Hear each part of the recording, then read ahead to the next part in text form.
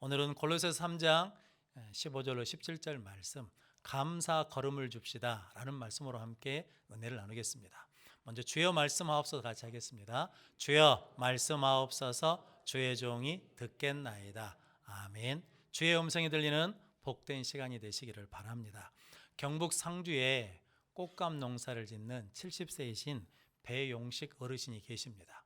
이분이 원래는 면사무소 직원으로 근무하시다가 은퇴를 하시고 돌아가신 아버지 감밭을 그냥 놔두기가 그래서 감 농사를 지었답니다. 그런데 농사를 지어본 경험이 없으니까 처음에는 많은 실패가 있었답니다. 감을 깎아가지고 꽃감을 만들겠다고 걸어놨는데 장마비 때문에 습도가 맞지 않아서 감이 다 녹아내려 떨어지기도 하고, 그래서 이분이 그 습도의 영향을 적게 받을 수 있도록 건조장을 만들어서 감을 건조하고, 그리고 감나무에 가을 걸음을 해가지고 추수를 해서 1년에 얼마를 버냐면 1억 1천만 원을 번답니다. 꽃감 농사를 져가지고. 그런데 이분이 다른 것보다도 가을 걸음을 준다라고 그러거든요. 감이 수확기가 돼서 이제 딸 때가 됐는데 감잎이 노랗게 들기 시작하면 그때 걸음을 준답니다. 그 걸음을 통해서 감이 잘 익게 되고 그리고 당도가 높아진다는 거거든요. 그것을 가을 걸음, 혹은 1년 동안 수확기가 끝난 다음에 그 다음에 감나무나 다른 과실나무에 걸음을 주는데 그것도 가을 걸음이라고 하는데 농부들은 감사 걸음이라고 부른답니다. 왜냐하면 1년 동안 과일을 맺는데 힘쓰고 수고한 나무들한테 고마운 마음으로 줘서 감사 걸음이다 라고 그러거든요. 감사 걸음을 통해서 이 어르신이 풍성한 열매를 맺는 것처럼 오늘 본문 말씀을 통해서 우리 인생, 우리 삶에도 풍성한 열매를 맺기 위해 어디에 감사 걸음을 줘야 되는지 함께 은혜를 나누면서 우리 모든 성도들도 더 풍성한 열매를 맺는 형통한 성도들이 되시기를 바랍니다. 감사 걸음을 줍시다. 첫 번째는 마음에 감사 걸음을 줍시다입니다. 오늘 15절 말씀 같이 읽어보겠습니다. 그리스도의 평강이 너희 마음을 주장하게 하라. 너희는 평강을 위하여 한 몸으로 부르심을 받았나니 너희는 또한 감사하는 자가 되라. 아멘. 그리스도의 평강이 너희 마음을 주장하게 하라 라고 말씀합니다. 하나님은 마음을 지키라고 말씀합니다. 잠언 4장 23절 말씀에 모든 지킬 만한 것 중에 내 마음을 지키라. 생명의 근원이 이에서 남이니라 라고 말씀합니다. 마음을 지키어야 될 이유는 뭐냐면 생명의 근원이 어디에 있기 때문이냐면 마음에 있기 때문입니다. 마음이 흔들리면 인생이 흔들리고 마음이 무너지면 인생이 무너진다는 거거든요. 그래서 마음을 지키라 라고 말씀합니다. 일본이 세계 2차 세계대전에서 패전국이 되었습니다. 그 전쟁에 참여했던 일본 장교가 이제 패전국이 되어서 고국으로 돌아와서 고향 땅에 갔더니 고향 땅이 너무 황폐해 있는 겁니다. 전쟁에 진 것도 분노가 생기고 그리고 고향 땅이 황폐화된 것도 불평과 원망이 생기더랍니다. 그래서 원망하고 불평하며 사는데 자꾸 원망하고 불평하다 보니까 분노가 생기더래요. 그래서 분노로 살다 보니까 몸에 이상이 오기 시작했는데 몸이 점점 마비되어 가지고 그냥 누워서 꼼짝 못하게 됐답니다. 그래서 병원에 가서 의사에게 진단을 받았더니 의사가 이렇게 말하더랍니다. 이 병은 마음의 병이어 가지고 약이 없습니다. 고칠 방법이 없습니다. 그런데 한 가지 방법이 있습니다.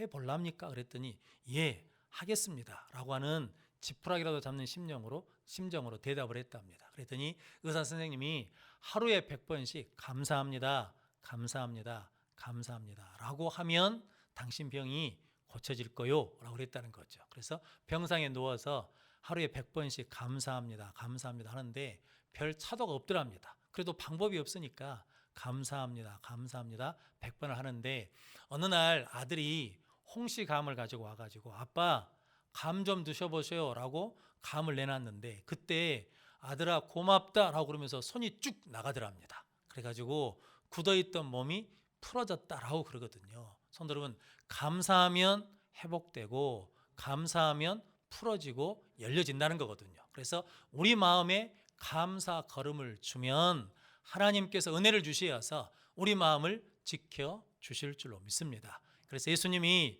요한복음 14장 27절 말씀 같이 읽겠습니다. 평안을 너희에게 끼치노니 곧 나의 평안을 너희에게 주노라. 내가 너희에게 주는 것은 세상이 주는 것과 같지 아니하니라. 너희는 마음에 근심하지도 말고 두려워하지도 말라. 아멘. 예수님이 우리에게 평안을 끼치신다는 거죠. 그러면서 예수님의 평안을 우리에게 주시겠다라고 말씀합니다. 근데 예수님이 주시는 평안은 세상이 주는 것과 같지 않다는 거거든요. 세상이 말하는 평안은 문제가 없는 겁니다.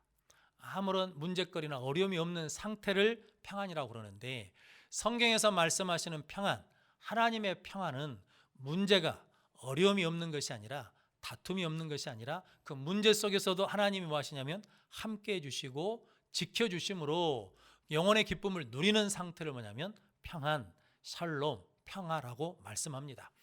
한 미술대회가 열렸답니다. 그런데 주제가 뭐냐면 평화에 대해서 그리십시오라고 주제를 줬는데, 어떤 사람은 잔잔한 호수를 그리기도 하고, 어떤 사람은 소와 양떼가 있는 푸른 들판, 목장을 그렸답니다. 어떤 사람은 나무 그늘집 밑에서 아이들이 서로 사이좋게 놀고 있는 모습을 그렸답니다. 그런데 그 그림대회에서 1등이 된 그림은 어떤 그림이냐면, 거친 바람이 불고 풍랑이 있는데 그 바닷가 산 위에 높은 바위 틈 사이에 독수리가 둥지를 틀었는데, 그 바람을 막기 위해서 독수리가 날개를 펴가지고 새끼를 보호하고 있더랍니다. 그런데 그 풍랑이는 속에서도 어머니 날개 아래에 있는 그 새끼 독수리가 걱정 근심이 없는 표정으로 있더라는 거죠. 그래서 그 그림이 1등이 되었다라고 하거든요. 성경에서 하나님이 우리에게 주신 평안이 뭐냐면 그 평안입니다. 우리가 환난을 당하기도 하고 어려움을 당하기도 하고 올해처럼 수많은 어려움이 있음에도 불구하고 그 어려움 속에서 하나님이 함께해 주시고 보호해 주시고 인도해 주시는 은혜 가운데 우리를 두셔서 우리가 어려움 속에서도 뭘 누릴 수 있냐면 안전하다고, 평화롭다고, 감사하다라고 고백할 수 있는 은혜를 주신 줄로 믿습니다. 성도 여러분, 그 은혜를 누리도록 우리에게 뭘 주셨냐면 평안을 주셨다라는 거거든요. 그런데 그 평안은 언제 그리스도의 평강이 우리 마음을 다스리냐면, 감사 걸음을 주면 감사합니다, 감사합니다 라고 고백하면 그 그리스도의 평강이 우리 마음을 다스리게 된다라고 말씀합니다. 예수님도 마태복음 8장에 보니까 제자들과 함께 배를 타고 가는데 풍랑이 일었어요. 그런데 예수님은 그 배에서 주무시고 계시거든요. 근데 제자들이 어부 출신들이 많으니까 그 풍랑을 이겨보려고 했는데 풍랑을 이기지 못할 뿐만 아니라 죽게 되어서 주님을 깨웁니다. 주님, 우리가 죽게 되었는데 돌보지 않으십니까? 라고 했더니 예수님이 깨어나셔서 하시는 말씀이 믿음이 적은 자들이여 왜 의심했느냐? 라고 그러면서 바람과 바다를 잔잔케 하셨다라고 그러시거든요. 그래서 예수님은 그 풍랑 이는 속에서도 주무셨어요. 어떤 믿음이 있냐면 하나님이 이 풍랑 속에서 나를 뭐 해주신다는 겁니까? 보호해 주신다, 지켜주신다, 하나님이 다스리신다라고 하는 믿음이 있기에 하나님의 평안을 누리게 된 줄로 믿습니다. 우리에게도 하나님 뭘 주셨냐면 예수님의 평안을 주셨습니다. 우리가 감사하고 감사함으로 걸음을 주면, 우리 마음에 감사 걸음을 주면 그리스도의 평강이 우리 마음을 주장하는 은혜를 누리게 될 줄로 믿습니다. 시편 17편 8절 9절 말씀 같이 읽어보겠습니다. 나를 눈동자같이 지키시고 주의 날개 그늘 아래 감추사 내 앞에서 나를 압제하는 악인들과 나의 목숨을 노리는 원수들에게서 벗어나게 하소서. 아멘. 하나님이 눈동자같이 나를 지켜주시고 주의 날개 아래 나를 숨겨주셔서 나를 압제하는 자들, 내 원수들에게서 뭐 해주시는 겁니까? 피하게 해주시고 보호해 주시고 인도해 주신다라는 거죠. 그 하나님의 날개 아래에서 누리는 은혜가 뭐라는 겁니까? 그리스도의 평강이라는 거죠. 성도점들이 감사 걸음을 통해서 우리 마음이 그리스도의 평강으로 다스림받는 은혜를 누리시기를 바랍니다. 이 은혜를 누린 사람이 사도 바울이거든요. 사도 바울이 노마로 압송되어 갈 때 배를 타고 가는데 유라굴로라는 큰 광풍을 만납니다. 그래서 여러 날 동안 해도 별도 보지 못하고 살 소망까지 끊어졌거든요. 근데 그때 사도 바울이 그 배에 있는 사람들에게 여러분 안심하십시오라고 말하거든요. 그 이유는 뭐 때문이냐면 내가 섬기는 하나님께서 어제 저녁에 하나님의 사자를 보내셔서 나에게 이렇게 말씀해 주셨습니다 라고 하면서 사도행전 27장 24절 25절 말씀 같이 읽어보겠습니다. 바울아 두려워하지 말라. 내가 가이사 앞에 서야 하겠고 또 하나님께서 너와 함께 항해하는 자를 다 내게 주셨다 하였으니 그러므로 여러분이여 안심하라. 나는 내게 말씀하신 그대로 되리라고 하나님을 믿노라. 아멘. 바울이 하나님의 말씀하신 것이 그대로 될 거라고 뭐 했다는 겁니까? 믿었기 때문에 풍랑이 아직 그쳐진 게 아니거든요. 여전히 풍랑 속에 있고 살수만 가운데도 있는데도 불구하고 여러분이 뭐라는 겁니까? 안심하십시오. 성도 여러분, 코로나19 때문에 경제적으로 사회적으로 많이 힘들고 어렵거든요. 신앙적으로도 힘들거든요. 그런데 이때 믿음의 부모들이 감사함을 통해 마음의 평강을 지킴으로 말미암아 얘들아 안심해라. 하나님이 지켜주신다. 하나님이 보호해 주신다. 하나님이 공급해 주신다라고 선포할 수 있는 믿음의 부모, 믿음의 성도들이 되시기를 바랍니다. 근데 그 은혜는 언제 온다는 겁니까? 그리스도의 평강이 너희 마음을 주장하게 하라. 너희는 평강을 위하여 한 몸으로 부르심을 받았나니 또한 감사하는 자가 되라. 우리 마음에 감사 걸음을 주고 감사합니다, 감사합니다 하면 그리스도의 평강이 우리 마음을 주장하게 되는 은혜가 누리게 될 줄로 믿습니다. 그래서 사도 바울은 감사가 있으면 그리스도의 평강이 우리 마음을 다스리고 감사가 없으면 환경이나 문제나 사람 때문에 흔들리고 무너지게 된다라는 거거든요. 성도 여러분, 우리가 감사함으로 하나님을 향한 마음이 흔들리지 않으면 믿음을 지킬 수 있습니다. 우리가 감사함으로 가족을 향한 마음이 흔들리지 않으면 사랑을 지킬 수 있습니다. 성도 여러분들이 감사 걸음을 어디에 두자고요? 마음의 뿌림으로 말미암아 감사합니다, 하나님 감사합니다 라고 함으로 우리의 마음이 그리스도의 평강의 마음이 되어서 승리하는 복된 성도들 되시기를 바랍니다. 그래서 민수기 6장이 제사장 축복장이거든요. 그때 하나님께서 제사장들에게 내 백성들에게 이렇게 축복하라 라고 그러면서 민수기 6장 24절로 26절 말씀 같이 읽어보겠습니다. 여호와는 내게 복을 주시고 너를 지키시기를 원하며 여호와는 그 얼굴을 내게 비추사 은혜 베푸시기를 원하며 여호와는 그 얼굴을 내게로 향하여 드사 평강 주시기를 원하노라 할지니라 하라. 아멘. 제사장들의 사명이 있어요. 해야 될 기도가 있어요. 해야 될 축복이 있는데 하나님 지키심의 복을 주십시오. 하나님 은혜를 주십시오. 하나님 평강을 주십시오 라고 기도하고 축복해야 된다라는 거거든요. 그래서 우리도 하나님 앞에 하나님 지켜주십시오.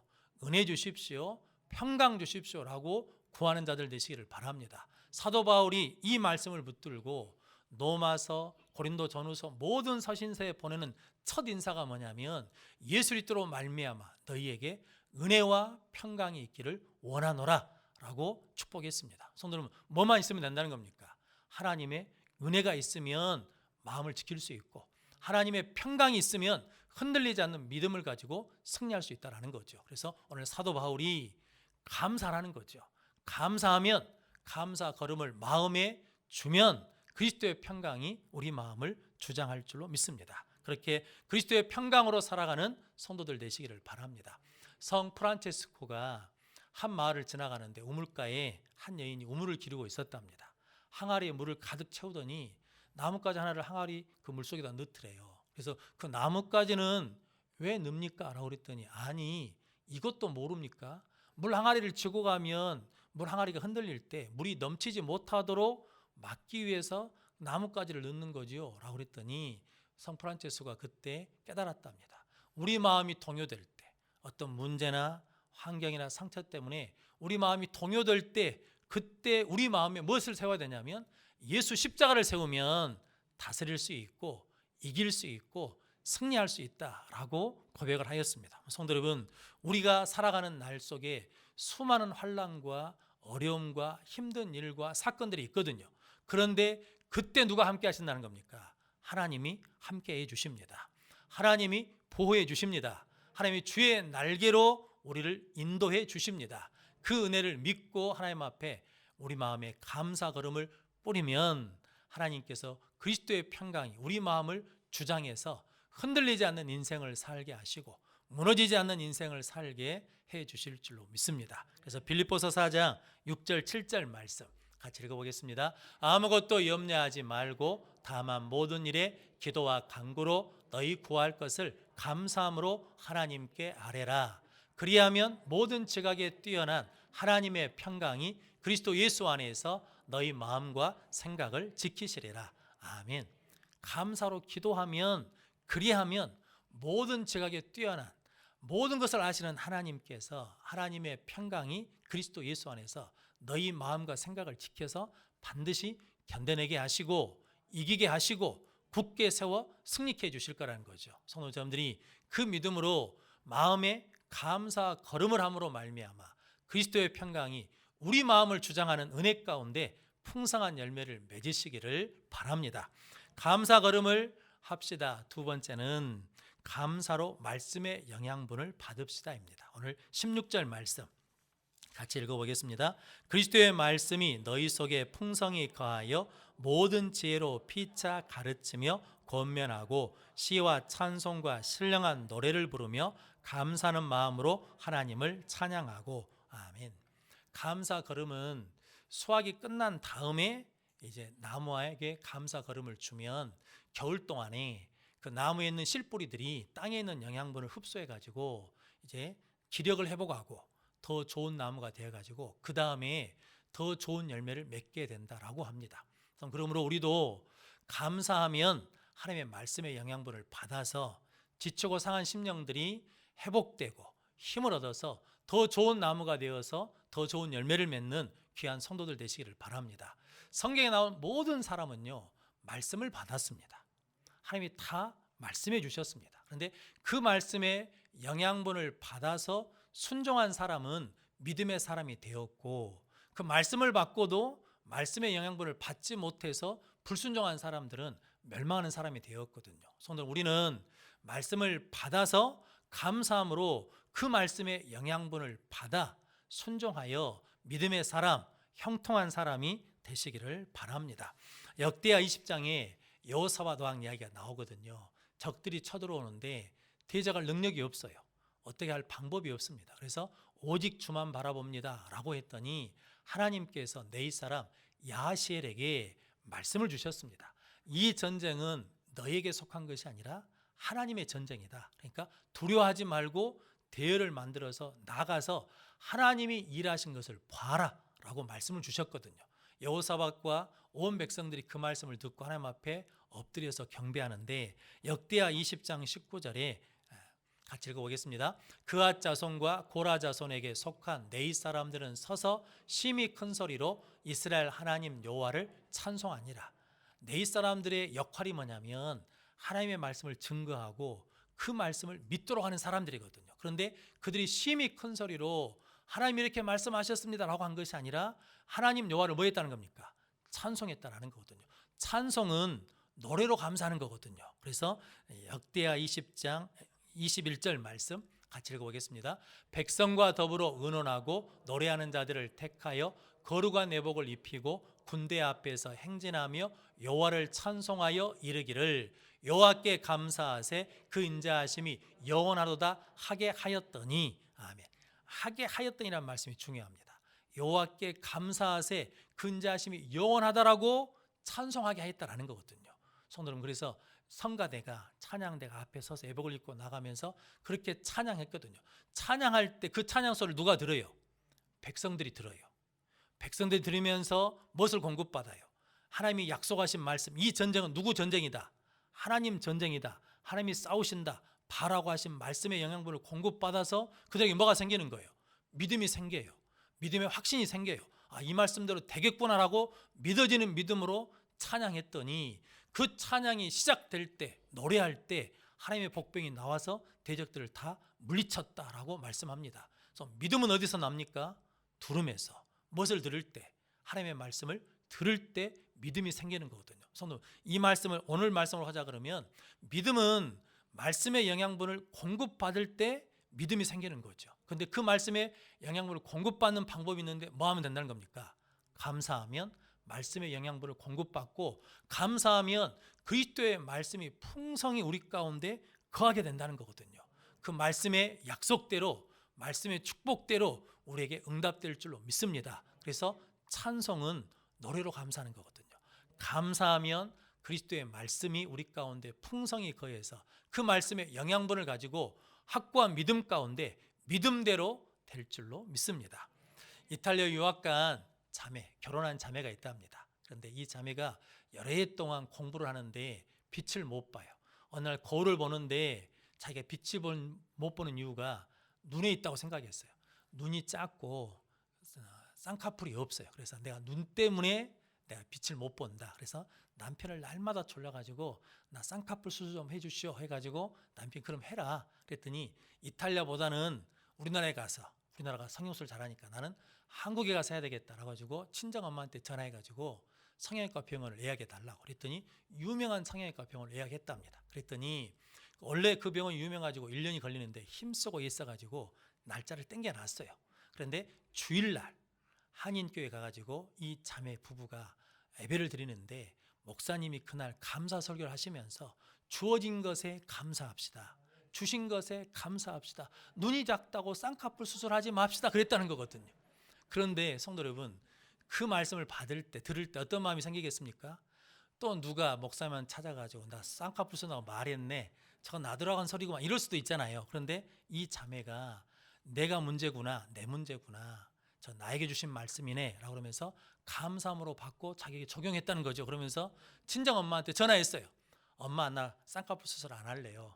야 너 미쳤냐, 내가 어떻게 잡은 시간인데. 그러면서 꼭 해라 그러니까 아니 안 하는 게 낫겠어 그래가지고 수술을 안 했답니다. 근데 수술하기 위한 날짜에 콩콜대가 있었대요. 그래서 그 대회에 나가가지고 입상을 하게 됐답니다. 그런데 오페라 극장의 사장님이 그 심사위원회에 있어가지고 그 자매를 뭘로 불렀냐면 나비부인 주연으로 불렀다는 거거든요.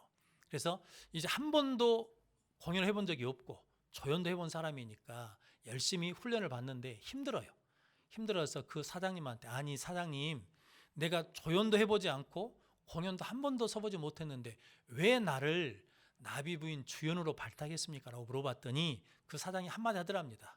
눈 때문에. 원래 나비부인이 일본 여자하고 미국 장교하고 사랑하는 이야기인데 일본 성악가들은 성량이 좀 부족해서 이게 사람들한테 감동을 못 주고 좀 쓸만한 사람이다 그러면 쌍꺼풀 수술해가지고 동양인 이미지가 안 나서 늘 마음이 불편했다는 거거든요. 근데 너 보니까 성량도 좋고 쌍꺼풀도 없고 그래서 내가 네 눈 때문에 발탁했다라고 그랬다는 거거든요. 그래서 이 자매가 그 다음부터 나비 부인을 노래한 것이 아니라 하나님을 찬양했다라고 합니다. 성도 우리가 힘들고 어렵지만 감사함으로 하나님의 말씀을 받으면 감사를 통해서 말씀의 영양분을 받으면 우리도 하나님 나라의 주연으로 발탁될 줄로 믿습니다. 그런 복된 성도들 되시기를 바랍니다. 시편 19편 7절 8절 말씀 같이 읽어보겠습니다. 여호와의 율법은 완전하여 영혼을 소성시키며 여호와의 증거는 확실하여 우둔한 자를 지혜롭게 하며 여호와의 교훈은 정직하여 마음을 기쁘게 하고 여호와의 계명은 순결하여 눈을 밝게 하시도다. 아멘. 전부 다 하나님의 말씀이거든요. 하나님의 말씀을 공급받으면 영혼이 소생하고 하나님의 말씀을 공급받으면 우둔한 자가 지혜롭게 되고 하나님의 말씀을 받으면 마음이 기쁘어지고 하나님의 말씀을 받으면 눈이 밝아지고 영안이 열린다라는 거거든요. 성도 여러분들이 말씀에 감사로 말씀의 영양분을 공급받으면 이런 말씀의 능력이 우리 가운데 나타날 줄로 믿습니다. 성도 여러분, 말씀으로 하나님의 말씀을 받고 감사로 하나님의 말씀을 받고 감사로 하나님의 말씀의 영양분을 공급받는 귀한 성도들 되시기를 바랍니다. 그래서 오늘 17절 말씀 같이 읽어보겠습니다. 또 무엇을 하든지 말에나 일에나 다 주 예수의 이름으로 하고 그를 힘입어 하나님 아버지께 감사하라. 아멘. 무슨 일을 하든지 예수 이름으로 하고 무슨 일을 하든지 감사함으로 하고 말도 감사함으로 하고 일도 감사함으로 하면 이렇게 감사함으로 일하고 감사함으로 말하다 보면 예수 이름으로 하다 보니까 누굴 닮아가겠습니까? 예수를 닮아가는 거죠. 성도 여러분들이 그렇게 모든 일을 감사함으로 하는 귀한 성도들 되시기를 바랍니다. 2차 세계대전 때 독일군 포로 수용소에서 있었던 일이라고 합니다. 미군 포로들이 잡혀 있는데 전쟁 중이다 보고 또 적이다 보니까 먹을 것을 항상 넉넉하게 주지 않으니까 미군 포로들이 배가 고파요. 그래서 먹을 걸 주면 서로 더 먹겠다고 막 싸운답니다. 다퉈요. 그러니까 그걸 보면서 독일군들은 더 재밌어하고 즐거워한다는 거거든요. 어느 날 독일군 병사가 보초를 쓰고 있으면서 빵을 먹더랍니다. 그 빵을 먹는 모습을 보고 미군 포로들이 창가에 앉아가지고 춤을 꼴딱이면서 보고 있는 거예요. 그 모습을 보고 독일군 군인이 빵을 떼가지고 웃으면서 던져줬답니다. 이 빵을 던져주면 저들이 서로 먹겠다고 뭐 할 줄 알고 싸우고 다투고 막 이럴 줄 알았거든요. 근데 빵이 떨어지는 한 병사가 빵을 탁 잡더니 그랬답니다. 감사합시다. 우리 감사합시다. 이 빵을 가지고 성만찬을 합시다. 그러면서 감사기도 하면서 떼어줬답니다. 그래서 모든 사람들이 다 받아 먹었다라는 거거든요. 성도 여러분, 감사하면 우리 마음의 이기심, 우리 욕심을 다스릴 수 있습니다. 감사하면 나눌 수 있습니다. 감사하면 하나 될 수 있습니다. 감사하면 예수 그리스도의 형상을 회복하게 될 줄로 믿습니다. 성도 여러분, 참 힘들고 어려운 때를 지나고 있지 않습니까? 그런데 우리가 이때 우리 마음에 감사 걸음을 주면 더 좋은 열매, 더 풍성한 열매를 맺을 줄로 믿습니다. 남아있는 올 한 해 동안 우리가 감사 걸음을 주면 그 영양분을 통해서 우리의 심령이 회복되어서 더 좋은 나무가 되어서 더 좋은 열매를 맺는 사날을 맞이하게 될 줄로 믿습니다. 그럼 성도 여러분, 여러분들이 감사 걸음을 줌으로 말미암아 예수님을 닮아가고 더 좋은 열매를 맺어가는 복된 성도들이 되시기를 주님의 이름으로 축원합니다. 아멘. 기도하겠습니다.